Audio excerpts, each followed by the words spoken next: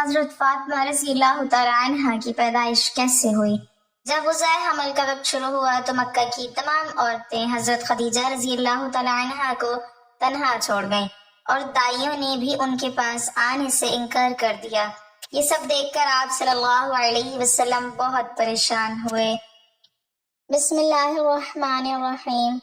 حضرت فاطمہ رضی اللہ تعالیٰ عنہ جن کا معروف نام فاطمہ الزہرا ہے، حضرت محمد مصطفیٰ صلی اللہ علیہ وسلم اور حضرت خدیجہ بنت خویلد رضی اللہ تعالیٰ عنہ کی بیٹی تھی۔ تمام مسلمانوں کے نزدیک آپ ایک برگزیدہ ہستی ہیں۔ آپ کی ولادت 20 جمادی الثانی بروز جمعہ بعثت کے 5ویں سال مکہ میں ہوئی۔ آپ کی شادی حضرت علی ابن ابی طالب رضی اللہ تعالیٰ عنہ سے ہوئی، جن سے آپ کے 2 بیٹے حسن رضی اللہ تعالیٰ عنہ اور حسین رضی اللہ تعالیٰ عنہ اور 2 بیٹیاں زینب رضی اللہ تعالیٰ عنہ اور ام کلثوم رضی اللہ تعالیٰ عنہ پیدا ہوئیں۔ آپ کی وفات اپنے والد گرامی حضرت محمد صلی اللہ علیہ وسلم کی وفات کے کچھ ماہ بعد 632 ہجری میں ہوئی۔ آپ کی تربیت خاندان رسالت میں ہوئی، جو حضرت محمد صلی اللہ علیہ وسلم، حضرت خدیجہ رضی اللہ تعالیٰ عنہ، فاطمہ بنت اسد رضی اللہ تعالیٰ عنہ، ام سلمہ رضی اللہ تعالیٰ عنہ، ام الفضل رضی اللہ تعالیٰ عنہ یعنی حضرت محمد صلی اللہ علیہ وسلم کے چچا عباس کی زوجہ، ام ہانی رضی اللہ تعالیٰ عنہ یعنی حضرت ابو طالب کی ہمشیرہ، اسماء بنت امیس رضی اللہ تعالیٰ عنہ یعنی زوجہ جعفر تیار رضی اللہ تعالیٰ عنہ، صفیہ بنت حمزہ رضی اللہ تعالیٰ عنہ وغیرہ نے مختلف اوقات میں کی۔ حضرت خدیجہ رضی اللہ تعالیٰ عنہ کے انتقال کے بعد حضرت محمد صلی اللہ علیہ وسلم نے ان کی تربیت و پرورش کے لیے فاطمہ بنت اسد رضی اللہ تعالیٰ عنہ کا انتخاب کیا۔ جب ان کا بھی انتقال ہو گیا تو اس وقت حضرت محمد صلی اللہ علیہ وسلم نے حضرت ام سلمہ رضی اللہ تعالیٰ عنہ کو ان کی تربیت کی ذمہ داری دی۔ بعض روایات کے مطابق حضور صلی اللہ علیہ وسلم نے حضرت علی رضی اللہ تعالیٰ عنہ سے فرمایا کہ اے علی، خدا کا حکم ہے کہ میں فاطمہ کی شادی تم سے کر دوں، کیا تمہیں منظور ہے؟ انہوں نے کہا ہاں، چنانچہ شادی ہو گئی۔ یہی روایت صحابہ میں حضرت عبداللہ ابن مسعود رضی اللہ تعالیٰ عنہ، حضرت انس بن مالک رضی اللہ تعالیٰ عنہ اور حضرت ام سلمہ رضی اللہ تعالیٰ عنہ نے کی ہے۔ ایک اور روایت میں حضرت عبداللہ بن مسعود رضی اللہ تعالیٰ عنہ سے مروی ہے کہ رسول اللہ صلی اللہ علیہ وسلم نے فرمایا، اللہ نے مجھے حکم دیا ہے کہ میں فاطمہ کا نکاح علی رضی اللہ تعالیٰ عنہ سے کر دوں۔ بعض روایات کے مطابق حضرت علی رضی اللہ تعالیٰ عنہ نے خود خواہش کا اظہار فرمایا تو حضور صلی اللہ علیہ وسلم نے قبول فرما لیا اور کہا مرحبا و اہلا۔ نکاح کے کچھ ماہ بعد 1 ذی الحجہ کو آپ رضی اللہ تعالیٰ عنہ کی رخصتی ہوئی۔ رخصتی کے جلوس میں حضرت فاطمہ رضی اللہ تعالیٰ عنہ اشب نامی ناقہ پر سوار ہوئیں، جس کے ساربان حضرت سلمان فارسی رضی اللہ تعالیٰ عنہ تھے۔ ازواج مطہرات جلوس کے آگے آگے تھی۔ بنی ہاشم ننگی تلواریں لیے جلوس کے ساتھ تھے۔ مجلس کے ارد گرد چکر لگانے کے بعد حضرت فاطمہ رضی اللہ تعالیٰ عنہ کو حضرت علی رضی اللہ تعالیٰ عنہ کے گھر میں اتارا گیا۔ رسول اللہ صلی اللہ علیہ وسلم نے پانی منگوایا، اس پر دم دعائیں کی اور علی رضی اللہ تعالیٰ عنہ فاطمہ رضی اللہ تعالیٰ عنہ کے سر، بازوں اور سینے پر چھڑک کر دعا کی کہ اے اللہ، انہیں اور ان کی اولاد کو شیطان الرجیم سے تیری پناہ میں دیتا ہوں۔ آپ کی شادی کے بعد زنان قریش انہیں طعنے دیتی تھی کہ ان کی شادی ایک غریب سے کر دی گئی ہے، جس پر انہوں نے رسالت مآب صلی اللہ علیہ وسلم سے شکایت کی تو اس پر رسول اللہ صلی اللہ علیہ وسلم نے حضرت فاطمہ رضی اللہ تعالیٰ عنہ کا ہاتھ پکڑا اور تسلی دی کہ اے فاطمہ، ایسا نہیں ہے، بلکہ میں نے تیری شادی ایک ایسے شخص سے کی ہے جو اسلام میں سب سے اول، علم میں سب سے اکمل اور حلم میں سب سے افضل ہے۔ کیا تمہیں نہیں معلوم کہ علی میرا بھائی ہے دنیا اور آخرت میں؟ یہ سن کر حضرت فاطمہ رضی اللہ تعالیٰ عنہ ہنسنے لگی اور عرض کیا یا رسول اللہ صلی اللہ علیہ وسلم، بابا جان، میں اس پر راضی اور خوش ہوں۔ شادی کے بعد آپ کی زندگی طبقہ نسواں کے لیے ایک مثال ہے۔ آپ گھر کا تمام کام خود کرتی تھی، مگر کبھی بھی حرف شکایت زبان پر نہیں آیا، نہ ہی کوئی مددگار یا کنیز کا تقاضا کیا۔ 7 ہجری میں رسول اللہ صلی اللہ علیہ وسلم نے ایک کنیز عنایت کی جو حضرت فضہ کے نام سے مشہور ہیں۔ ان کے ساتھ حضرت فاطمہ رضی اللہ تعالیٰ عنہ نے باریاں مقرر کی تھیں، یعنی ایک دن وہ کام کرتی تھی اور ایک دن حضرت فضہ رضی اللہ تعالیٰ عنہ کام کرتی تھی۔ ایک دفعہ رسول اللہ صلی اللہ علیہ وسلم ان کے گھر تشریف لائے اور دیکھا کہ آپ رضی اللہ تعالیٰ عنہ بچے کو گود میں لے کر چکی پیس رہی ہیں۔ رسول اللہ صلی اللہ علیہ وسلم نے فرمایا کہ ایک کام فضہ رضی اللہ تعالیٰ عنہ کے حوالے کر دو۔ آپ نے جواب دیا کہ بابا جان، آج فضہ کی باری کا دن نہیں ہے۔ آپ کے حضرت علی رضی اللہ تعالیٰ عنہ سے بھی مثالی تعلقات تھے، کبھی ان سے کسی چیز کا تقاضا نہیں کیا۔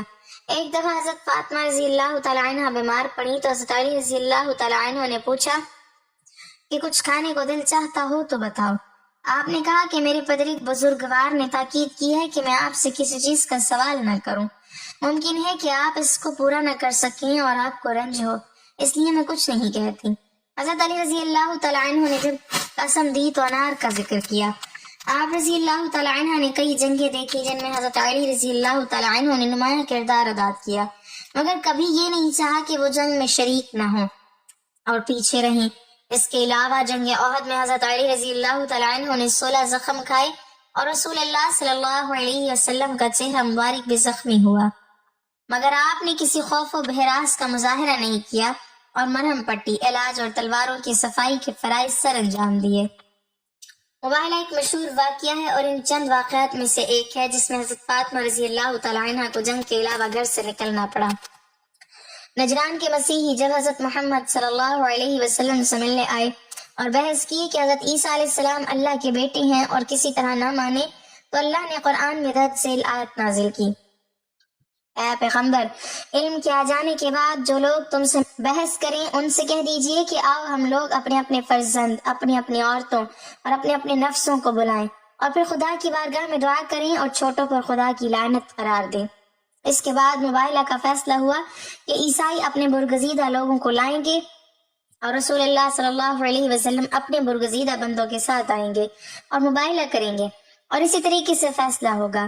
اگلی صبح رسول اللہ صلی اللہ علیہ وسلم اپنے ساتھ حضرت حسن رضی اللہ تعالیٰ عنہ اور حضرت حسین رضی اللہ تعالیٰ عنہ کو چادر میں لپیٹے ہوئے اور حضرت علی رضی اللہ تعالیٰ عنہ اور حضرت فاطمہ رضی اللہ تعالیٰ عنہ کو لیے ہوئے آئے۔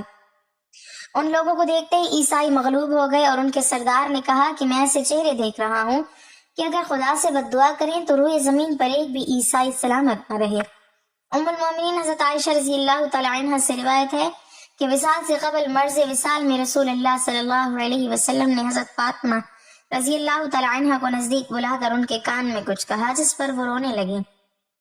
اس کے بعد آپ نے پھر سرگوشی کی تو آپ رضی اللہ تعالیٰ عنہ مسکرانے لگی۔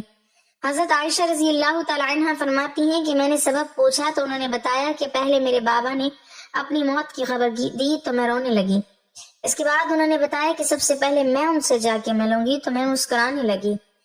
حضرت حذیفہ رضی اللہ تعالیٰ عنہ بیان کرتے ہیں کہ رسول اللہ صلی اللہ علیہ وسلم نے فرمایا کہ ایک فرشتہ جو اس رات سے پہلے کبھی زمین پر نہ اترا تھا، اس نے اپنے پروردگار سے اجازت مانگی کہ مجھے سلام کرنے حاضر ہوں اور یہ خوشخبری دے کہ فاطمہ رضی اللہ تعالیٰ عنہ اہل جنت کی تمام عورتوں کی سردار ہیں اور حسن رضی اللہ تعالیٰ عنہ اور حسین رضی اللہ تعالیٰ عنہ جنت کے تمام جوانوں کے سردار ہیں۔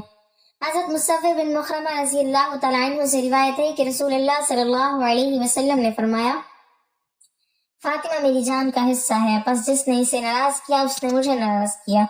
حضرت عبداللہ بن زبیر رضی اللہ تعالیٰ عنہ بیان فرماتے ہیں کہ رسول اللہ صلی اللہ علیہ وسلم نے فرمایا، بے شک فاطمہ رضی اللہ تعالیٰ عنہ میری جان کا حصہ ہے، اسے تکلیف دینے والی چیز مجھے تکلیف دیتی ہے اور اسے مشقت میں ڈالنے والا مجھے مشقت میں ڈالتا ہے۔ ابو حنظلہ رضی اللہ تعالیٰ عنہ سے روایت ہے کہ رسول اللہ صلی اللہ علیہ وسلم نے فرمایا، بے شک فاطمہ میری جان کا حصہ ہے، جس نے اسے ستایا اس نے مجھے ستایا۔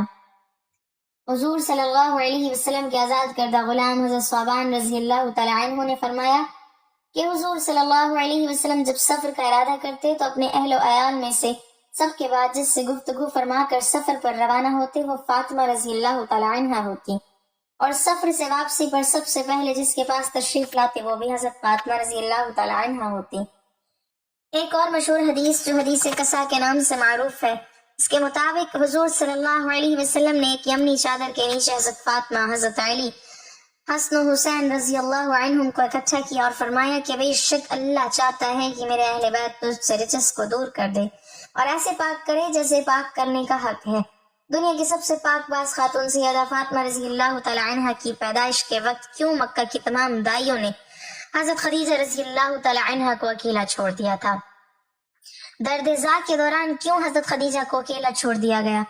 سید النساء العالمین حضرت فاطمہ کی پیدائش کے وقت کیوں مکہ کے سرداروں نے حضور اکرم صلی اللہ علیہ وسلم کے گھر کا گھیراؤ کیا؟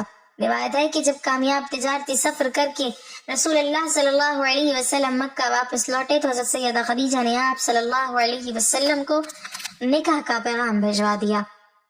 تو رسول اللہ صلی اللہ علیہ وسلم نے سب سے پہلے اس پیغام کا ذکر اپنے محبوب چچا حضرت ابو طالب سے کیا اور اس کے بعد باقی چچاؤں کو بتایا۔ سب نے اسی بات پر اتفاق کیا کہ اس شادی کے پیغام کو قبول کر لینا چاہیے۔ پھر وہ مبارک دن بھی آ گیا کہ جب اللہ کے پیارے رسول کی شادی کی تقریب حضرت خدیجہ کے گھر ہوئی۔ وہاں حضرت خدیجہ کے رشتہ دار عمر بن اسد اور ورقہ بن نوفل وغیرہ موجود تھے۔ حضور کے چچا حضرت ابو طالب نے نکاح کا خطبہ پڑھا اور حضرت خدیجہ کی طرف سے ورقہ بن نوفل نے جوابی کلمات کہے۔ بے شک حضرت خدیجہ مکہ کی بہت بااثر خواتین میں سے شامل ہیں، لیکن اس نکاح کے بعد جب رسول اللہ صلی اللہ علیہ وسلم نے تبلیغ حق کا پیغام دینا شروع کیا تو مکہ کی خواتین نے حضرت خدیجہ کا بھی بائیکاٹ کر دیا اور ساری عورتیں یوں تانے دینے لگیں۔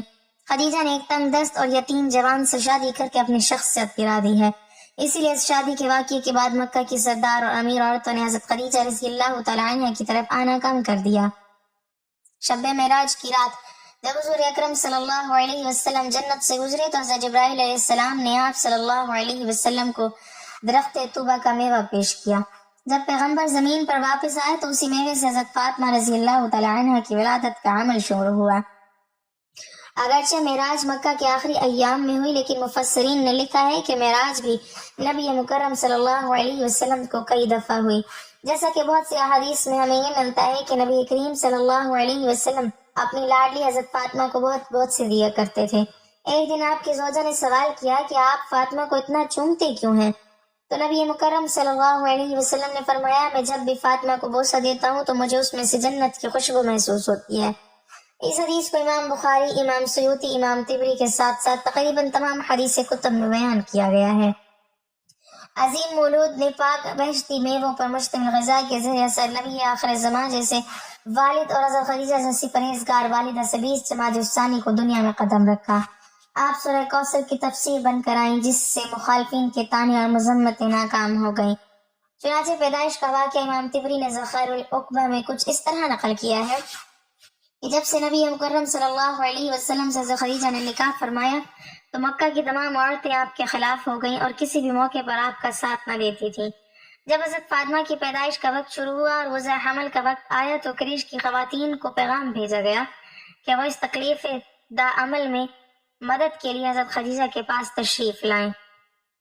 اب یہی وہ موقع تھا کہ مکہ کی عورتیں کہنے لگیں کہ تم نے ہماری بات نہیں مانی اور ایک غریب یتیم سے عقد کیا، اب اسی سے کہو کہ تمہارے لیے دائی کا بندوبست کرے، ہم تو ہرگز مدد کو نہ آئیں گی۔ حضرت خدیجہ نے جب یہ سنا تو بہت غمگین ہوئی۔ مکہ میں فوراً خبر پھیل گئی تو مکہ کے مشرکوں نے حضور اکرم صلی اللہ علیہ وسلم کے گھر کا گھیراؤ کر لیا کہ آج کسی کو بھی حضرت خدیجہ کے پاس اندر نہیں جانے دیا جائے گا۔ خیر، وضع حمل کا سخت وقت کا آغاز ہوتا ہے اور حضرت خدیجہ رضی اللہ تعالیٰ عنہ اکیلی ہیں اور کوئی معاون نہ ہے۔ آپ کے دل کی دھڑکنیں تیز تر ہوتی گئیں اور لوگوں کی سرد مہریں آپ کے لیے موجب تکلیف تھی۔ اچانک آپ کی روح کے افق میں ایک روشنی پیدا ہوئی۔ آنکھیں کھولی تو 4 خواتین کو اپنے نزدیک پایا، بہت پریشان ہوئی۔ ان میں سے ایک خاتون کہنے لگی کہ پریشان نہ ہو، ہمیں آج آپ کی مدد کے لیے بھیجا گیا ہے۔ یہ خواتین حضرت فاطمہ کی ولادت تک حضرت خدیجہ کے ساتھ رہیں۔ حضرت فاطمہ کی پیدائش کے بعد جب اس واقعے کا ذکر حضرت خدیجہ نے حضور اکرم صلی اللہ علیہ وسلم سے کیا تب نبی مکرم نے فرمایا کہ وہ عورتیں فرعون کی بیوی آسیہ، مریم بنت عمران، سارہ، موسیٰ بن عمران کی بیٹی کلثوم تھی۔ جب حضرت فاطمہ کی ولادت ہوئی تو اللہ تعالیٰ کے حکم سے 10 جنتی حوریں حضرت فاطمہ کے پاس آب کوثر کا پانی اور جنت سے عمدہ لباس دے کر حاضر ہوئیں۔ ان حوروں نے حضرت فاطمہ کو آب کوثر کے پانی سے غسل دے کر جنت کے لباس میں لپیٹ دیا تھا۔ اس وقت اچانک آسمان پر ایسا نور روشن ہوا کہ ایسا نور فرشتوں نے بھی کبھی نہیں دیکھا۔ ان 4 عورتوں نے حضرت فاطمہ کو حضرت خدیجہ رضی اللہ تعالیٰ عنہ کی گود میں دیتے ہوئے الفاظ بولے کہ یہ تمہاری بیٹی طاہرہ ہے، خدا ان کی نسل سے حضور اکرم کی نسل بڑھائے گا۔ روایت میں آتا ہے کہ ام ایمن حضور اکرم صلی اللہ علیہ وسلم کے گھر پر آپ کو مبارکباد کہنے کے لیے آ رہی تھی کہ راستے میں ان کو سلیمہ نامی ایک عورت ملی۔ اس نے پوچھا کہ ام ایمن تم جلدی جلدی میں کہاں جا رہی ہو؟ ام ایمن نے کہا کہ حضور اکرم صلی اللہ علیہ وسلم کو اللہ تعالیٰ نے بیٹی سے نوازا ہے۔ میں ان کو مبارکباد دینے جا رہی ہوں۔ سلیمہ ام ایمن کو کہنے لگی کہ محمد کے گھر میں بیٹی پیدا ہوئی ہے، بیٹا تو نہیں ہوا، تو تم مبارک دینے چلی۔ یہ سوچو کہ ان پر کیا گزر رہی ہوگی، کیونکہ اس وقت مشرکین لڑکیوں کو پیدا ہوتی ہی دفن کر دیتے تھے۔